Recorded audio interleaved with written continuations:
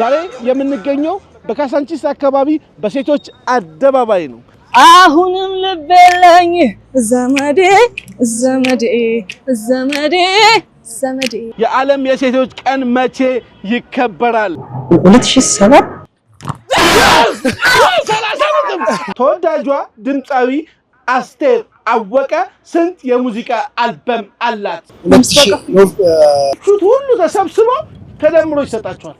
መሐኘት ከበል የፈጠራ ሳይንስ ሚኒስተር አረኔ ስወድሻለሁ ንግግር ላይ እንኳን መሰንግችሽ አውቃለሁ። ሀገራችሁን እያወቃችሁ የምትዝናኑበት ምርጡ ፕሮግራም ድንቅ ሀገር ነው።